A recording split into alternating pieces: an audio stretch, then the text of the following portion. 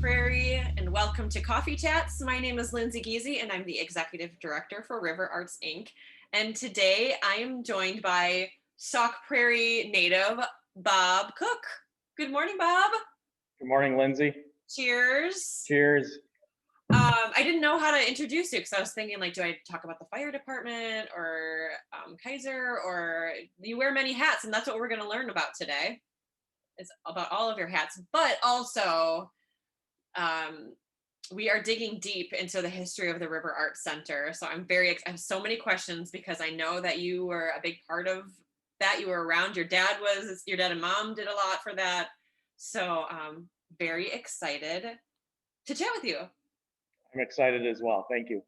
And you can tell I'm like a little bit because I do have my John Joseph coffee. So I'm like, woo.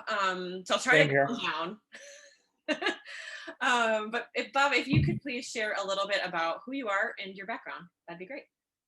Okay. I grew up in Sauk Prairie, graduated from Sauk Prairie High School in 1996, was a member of the executive session for all 4 years.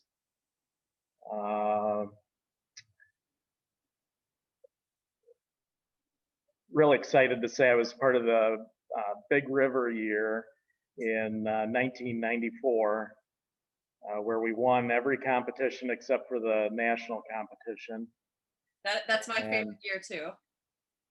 Your sister was a freshman that year. Yep. Jessica. Yep. And it just was amazing to be a part of that.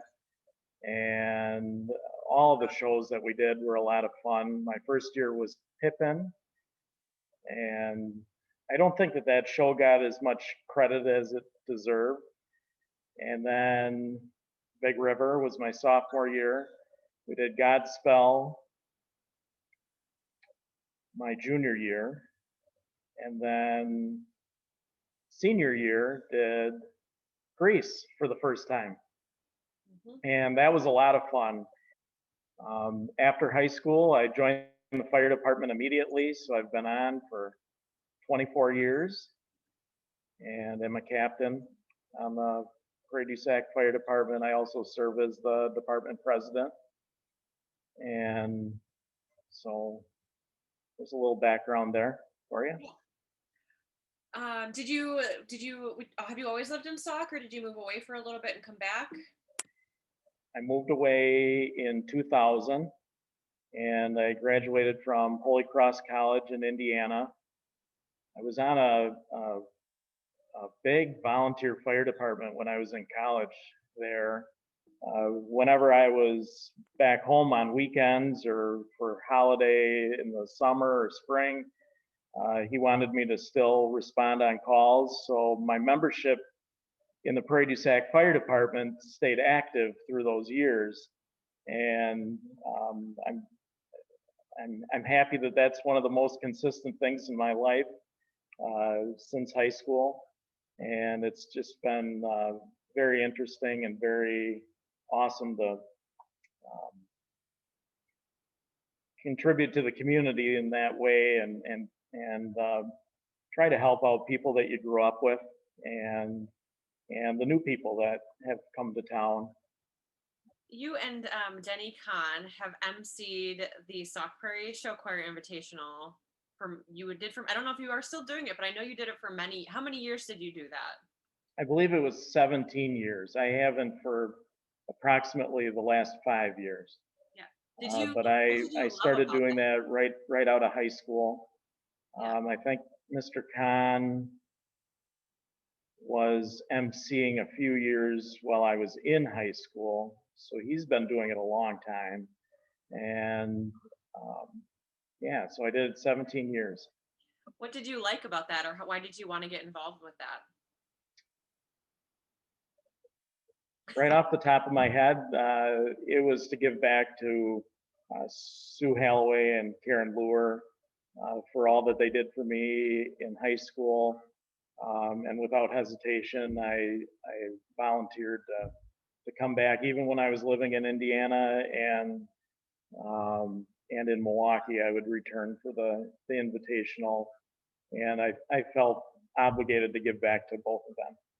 Yeah, I think, I mean, a lot of our viewers will probably know this, but I think a lot of the general public might not understand how big of an event the Show Choir Invitational is for our community, and how many, I mean, it's tens of thousands of people, I think, that come into our community for that one day. And it's an incredible, event. But so you're up there on stage. I mean, it's a high pressure gig, but you always did a great job. So thank you for that. Thank you. I'm going to shift gears here a little bit. And I mentioned that I really wanted to chat with you about the beginnings of the River Arts Center. Um, Sure. and I really enjoy your perspective of this because so the River Arts Center, River Arts Inc. was incorporated in 1997, end of 97 and 98. And that's when really the biggest fundraising was happening. So you're fresh out of high school. And then the actual River Arts Center opened and was built in 2000. So, as many people know, but some might not, the story goes that um, local resident Ramona Kramer walked into your dad's office and said, "Hey, we need this in our community. We need a theater space in our community, and something that's for the community." And your dad just took off with that. And of course, with any project, and your dad would be the first to admit this, it takes a lot of people to accomplish something so great. So it really was a grassroots campaign. A lot of people involved in the fundraising, but certainly and you know it because you were there living and breathing it, that your dad worked very hard, using his connections in the community and contacts and his friends, and sharing the news about what this wonderful space could be, and helped to raise over $1 million to help build the River Art Center. So it's amazing. And so I just enjoy your perspective because you're the son of a part of this wonderful family. And I also do like in the stories how it goes is that Ramona said it was, there's like the doctor patient confidentiality.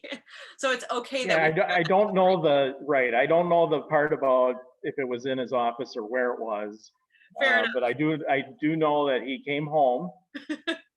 and I at first I kind of brushed it off because as someone who lived through the failed referendum attempts prior to this, and I believe, did we establish it was three?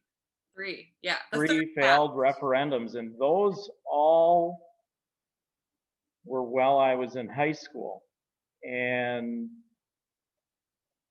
we would have Sue and Karen talk to us as students about, you know, we need this space. We were operating out of the Leahy Theater, which was built as pretty much a student auditorium for lectures, and not the type of productions that we wanted to do. But we made do for many years, and Sue and Karen made do with their productions for many years on that stage. And so when Dad came home and said, "Well, we're formulating a committee," and I knew Ramona and Denman very well from being around town, and I was excited to hear that they were formulating this committee, but of course, negative thinking kicked in that we've been through this 3 times, and the glimmer of hope was that they were going to do some fundraising to try to augment this and get it off the ground. And so I was hopeful that it would happen. And they had a couple meetings, and I remember them hiring, I think it was called Boris Frank and Associates out of Madison, who did studies for nonprofit organizations on the feasibility of carrying a project through. And Boris Frank went around town and interviewed business leaders, community leaders, potential donors, and they came up with the magic number of $800,000 is what you could reasonably raised to build this facility. But the overall facility was projected at a little over 3 million. I think like 3.2 or 3.3 million or something, which is like Right, unheard. I mean, you can't build for that these days, but back, this is over 20 years ago. That was the overall budget. right. And so the fundraising began, and things really took off. My dad,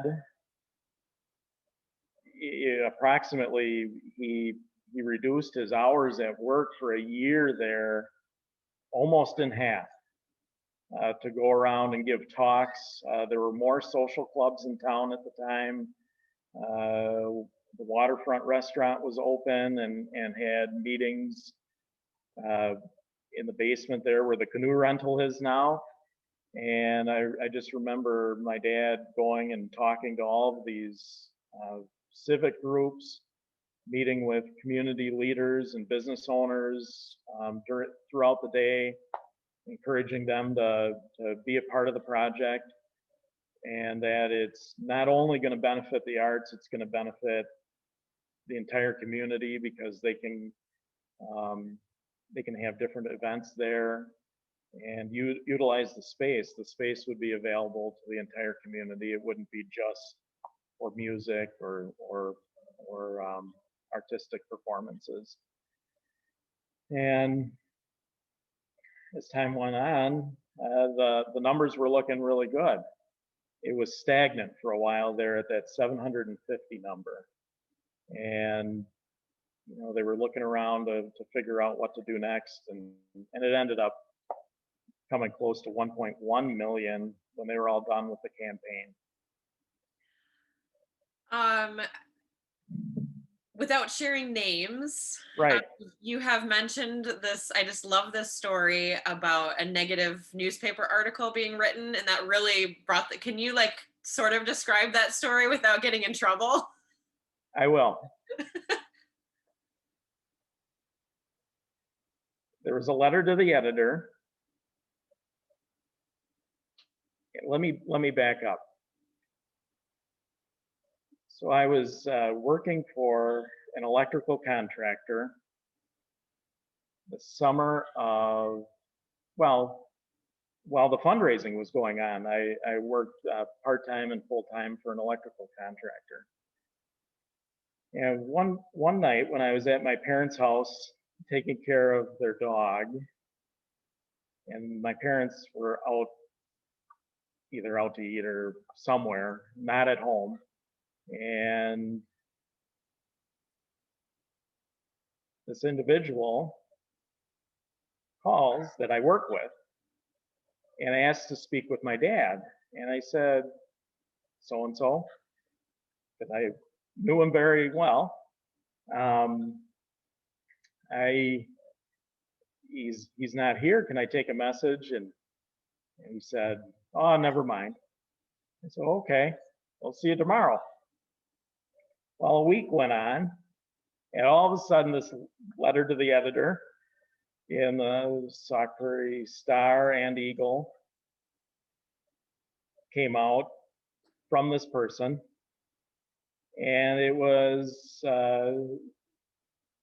saying some negative things about the campaign, and us taxpayers need a break, and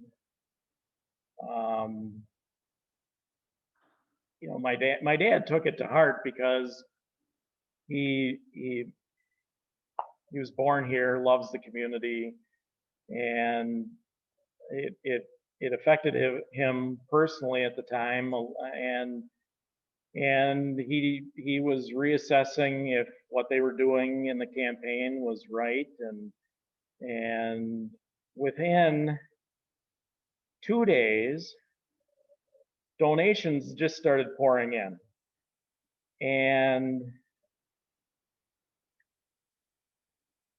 within two weeks to a month, $225,000 was raised. And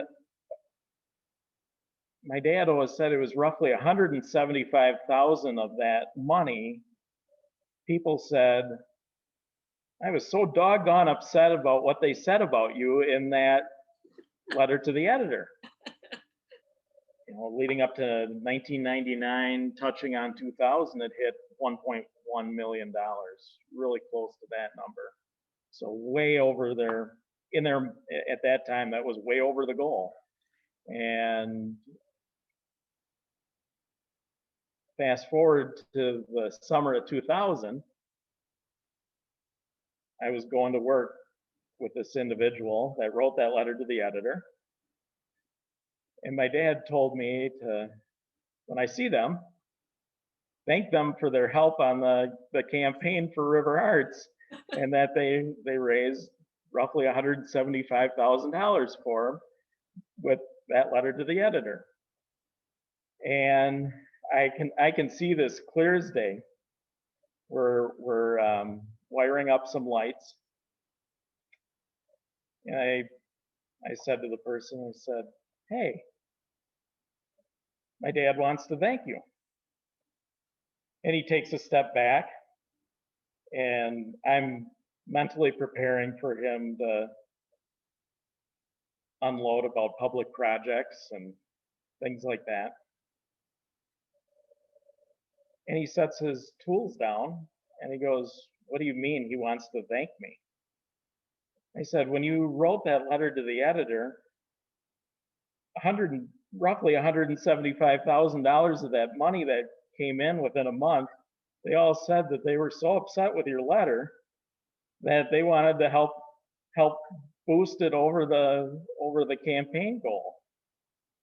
And he's looking around and he gets a big smile on his face.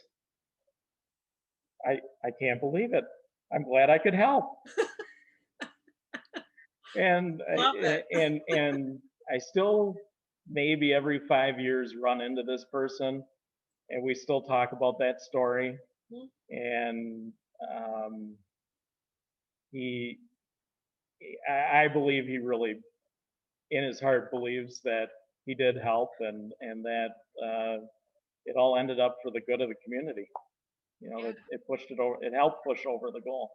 Yeah, it did. I'm sure it did. So that's wonderful. And you know what? And I love this about our community, that people can have different beliefs and goals and wishes, and that everything turned out fine. Like, no hard feelings, I think, on either side, and actually good came of it. So I guess bad publicity is good publicity. And touching on that, I mean, we saw the 3 referendums that failed prior to this, and there had to be a lot of persuasion by my dad and all of those people that were on the committee, talking to members of the community that were not involved in show choir or the plays or the musicals, that this really would benefit the community. I should clarify, I think that it was two failed referendum, and the third one was the one that passed. But Okay, you might be right. yeah, there were several that failed. Sure. And it did Right. take the kind of that bargaining chip of that fundraising from River Arts Inc. to get, which is kind of, I don't know what you would say about it, but it was the same situation for now the new River Art Center space.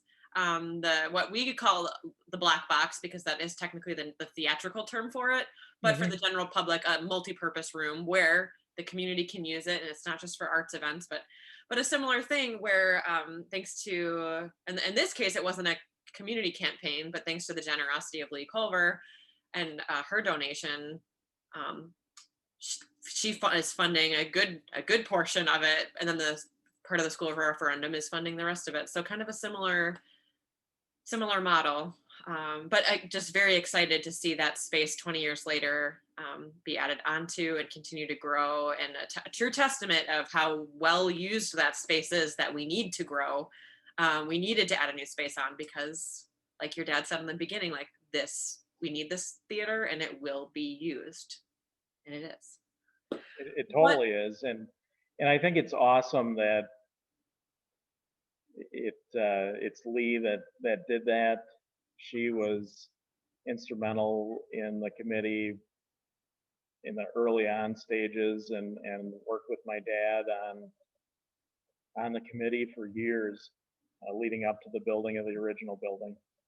And just what an awesome person, and I think it's awesome that she made that donation, and just a really a good human being. Yes, I could not agree more. When the referendum passed, what was that night like? Were you there the night they got the phone call that it was a go? I was watching it on TV at home, and my parents were with the committee. I think the committee went out to Green Acres, and we're watching the results there, and the various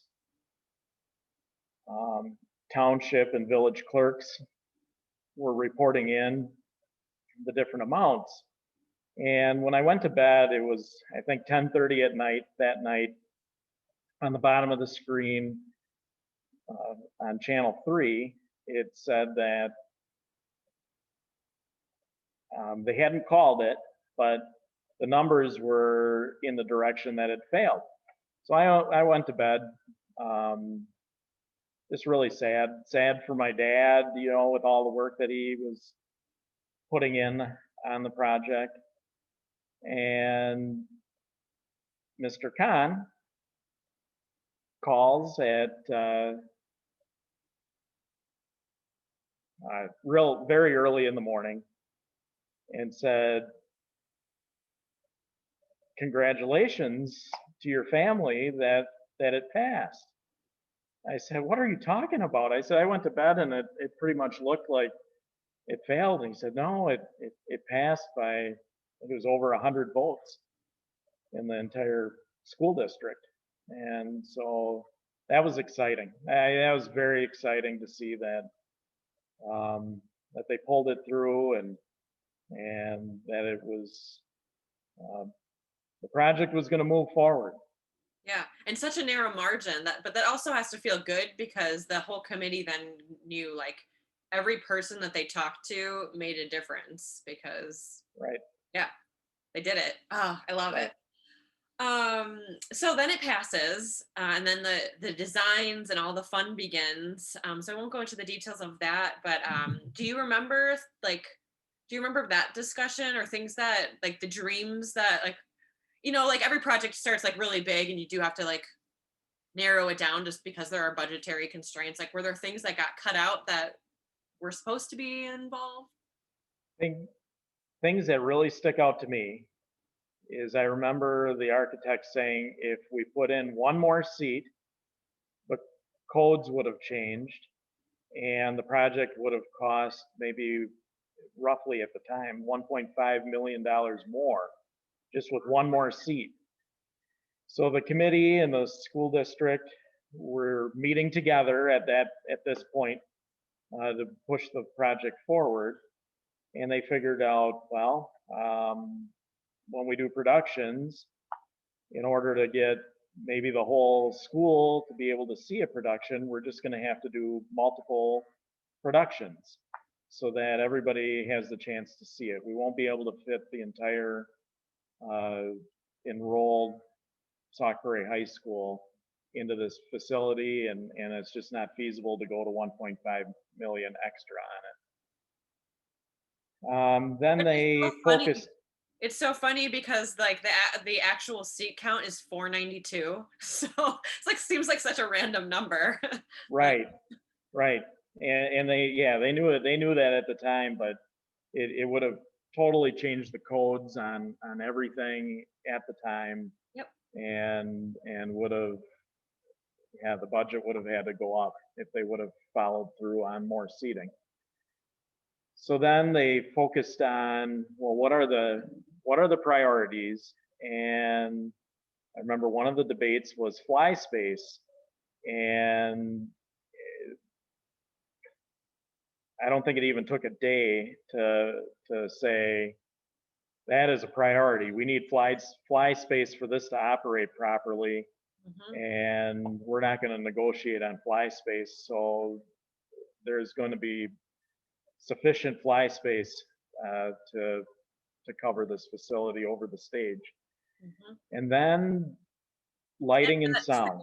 to our general public is like all of the curtains or the drops for a show, Mhm. like the you need fly space so you can bring things in and out for not even Right. like a musical, but we use it for some of our events. So And I'm going to kind of go off on a side here. It was neat seeing my dad talk about this stuff, fly space and sound and lighting and theater seating, when the guy is an expert on medicine and science, and his the extent of his musical background for himself was playing the trombone at Saukberry High School, besides being in the church choir with me for maybe a couple years. That's the extent of what he's done in music performance. But fast forward to this huge campaign to build a facility, a theater and performing arts center for the community. And he's talking all of these theatrical terms and figuring it out, and it's just it's I guess it's a testament to both him and my grandparents on how he was raised. When he commits to something, he really puts a lot of effort into it, and it was neat to see the commitment he had to this whole project. I know there was well, the story I hear today is that there was a lot of discussion about what we use as a gallery. I mean, it is a meeting space as well, but whether Right. it should be purely for meetings or for gallery space, or are you aware of some of those discussions? And What I do what I do remember about that was that helped display to the community by making it a dual purpose space, gallery and meeting. It was a display to the community that this really was a community facility that could be used for multiple functions. Mhm. And I remember my dad and mom getting different contractors around town involved with building the portable walls for the gallery, and it was neat. I say this so many times, probably in this interview. It's neat to see that a lot of contractors donated their time to build those walls and do little side projects within that. Um, Kramer Brothers built the facility, but a lot of the smaller contractors around town donated time and materials, painters, drywallers, to, to put together different pieces of the gallery space. So the River Art Center opens. Do you remember the first thing that you attended, or do you remember what that felt like to go there for the first time? I, I, I just couldn't believe um, that it was there. And after 4 years of performing on the Leahy Theater stage, and the lighting system that um, shot sparks out of it while I was in high school and locked up, and then they had to repair it with a temporary system while I was in high school in the Leahy Theater, and to go from that to this amazing facility with top of the line sound system for the time, and an abundance of lights and controls and stage space. The fly space was there, and the first performance I remember going to, I actually performed in, and that was the Happy Prince. And I even forget what my role name was, but I was